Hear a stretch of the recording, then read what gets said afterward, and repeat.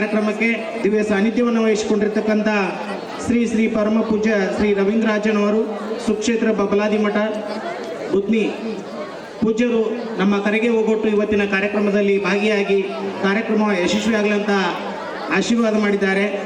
ಆ ಪೂಜ್ಯರಿಗೆ ನಮ್ಮ ನಾಟ್ಯ ಸಂಘದ ಪರವಾಗಿ, ಗ್ರಾಮದ ಎಲ್ಲ ಹಿರಿಯರ ಪರವಾಗಿ ಹಾಗೂ ನನ್ನ ವೈಯಕ್ತಿಕವಾಗಿ ಕೃತಜ್ಞತೆಗಳನ್ನು ಸಲ್ಲಿಸ್ತಾ ವಂದನಾರ್ಪಣೆ ಮಾಡ್ತಾ ಇದ್ದೀವಿ.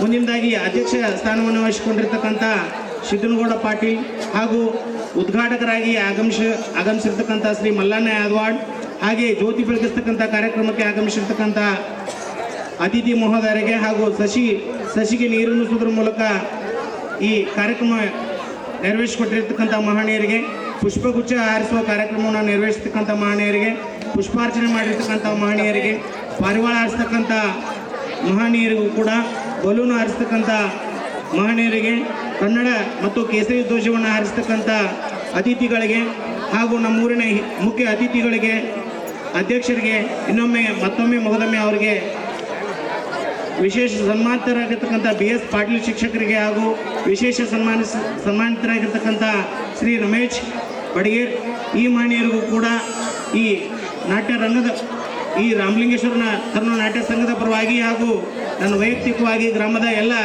ಕಲಾ ಪ್ರೇಕ್ಷಕರ ಪರವಾಗಿ ಅವರಿಗೆ ಅನಂತ ಧನ್ಯವಾದಗಳನ್ನು ಸಲ್ಲಿಸ್ತಾ ಕಾರ್ಯಕ್ರಮವನ್ನು ಮುಗಿಸ್ತಾ ಇದ್ದೇವೆ. ಈಗ ನಾಟಕ ಪ್ರಾರಂಭಿಸೋಣ.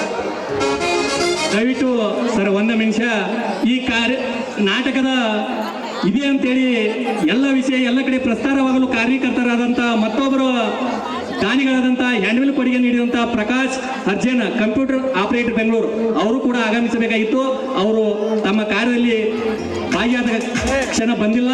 ಅವರಿಗೆ ಶ್ರೀಗಳ ಆಶೀರ್ವಚನ ಹೀಗೆ ದೊರೆಯಲಿ, ಕೊಡುಗೆ ದಾನಿಗಳೇ ಆಗಲಿ ಅಂತೇಳಿ ಮತ್ತೊಮ್ಮೆ ನಮ್ಮ ನಾಟಕ ಸಂಘದ ಪರವಾಗಿ ಅವರಿಗೂ ಕೂಡ ಧನ್ಯವಾದಗಳನ್ನು ಅರ್ಪಿಸಿ ಈ ಒಂದು ವಂದನಾರ್ಪಣಾ ಕಾರ್ಯಕ್ರಮ ನೆರವೇರಿಸಿಕೊಟ್ಟಂತ ಹನುಮಂತ್ ಎಲ್ ಶೆಟ್ಟಿ ಅವರಿಗೂ ಕೂಡ ಹೃತ್ಪೂರ್ವಕವಾದಂಥ ಧನ್ಯವಾದಗಳನ್ನು ಅರ್ಪಿಸಿ ಈ ಕಾರ್ಯಕ್ರಮದಲ್ಲಿ ಭಾಗಿಯಾದಂಥ ಮಲ್ಲಪ್ಪನ ಕುಂದರ್ಗಿ ಹಾಗೂ ಶಿವಾನಂದ ಹೊರಟ್ಟಿ ಶಿಕ್ಷಕರು ಅವರನ್ನು ಕೂಡ ಅವರಿಗೂ ಕೂಡ ಧನ್ಯವಾದಗಳನ್ನು ಅರ್ಪಿಸಿ ಈ ಉದ್ಘಾಟನಾ ಕಾರ್ಯಕ್ರಮ ಇಲ್ಲಿಗೆ ಮುಕ್ತಾಯಗೊಳಿಸಿ ನಾಟಕ ಕಾರ್ಯಕ್ರಮವನ್ನು ಇನ್ನೇನು ಪ್ರಾರಂಭ ಮಾಡೋಣ.